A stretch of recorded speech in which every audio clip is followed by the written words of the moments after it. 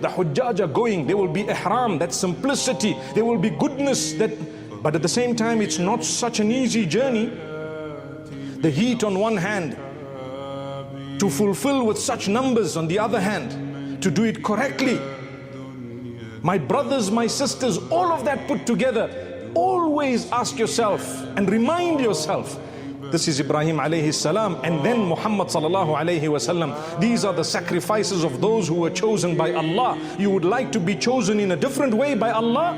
Learn to sacrifice for the sake of Allah. Don't become despondent. Small thing happened in your life. You lost a loved one. Yes, it's a very big challenge. It's a huge test for you, but guess what? That's the sunnah of Allah. It's the way of Allah. It's the plan of Allah. The other week we spoke about preparing for loss. And guess what? Today we are telling you, if you have lost someone, well, there are people better than you and I who have lost more than you and I in terms not only of loved ones but other things as well. And they were grateful to Allah. They moved on towards Allah in such a beautiful way. You know, when you go to the graveyard, what's the dua?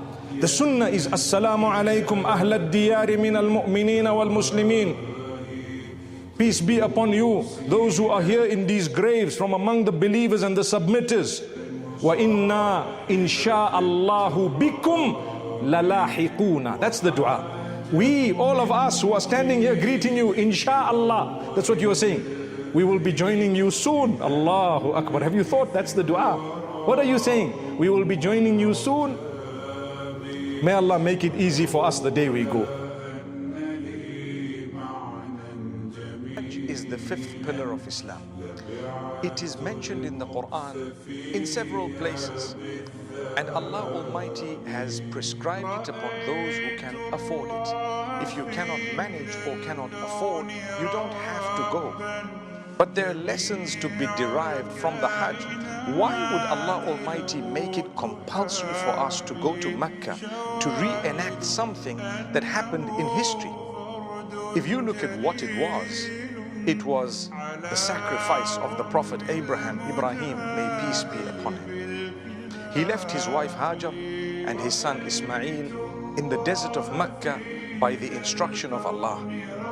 There were many times when Allah instructed the Prophet Ibrahim to do things that may not have made sense to the human mind, but the fact that the source was Allah, the instruction came from the Maker. Ibrahim alayhi salam was very successful because he obeyed knowing who was the instructor, who issued the command. And so he obeyed it knowing that, subhanallah, nothing can go wrong. When you and I obey the instruction of Allah, we should realize nothing can go wrong. Ultimately, we will achieve the dream and the goal.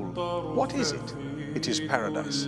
So you may not have exactly what you want on earth, but when you get to the other side, the Almighty will grant you the ultimate success, the eternal success, the beautiful paradise. May Allah grant that to us.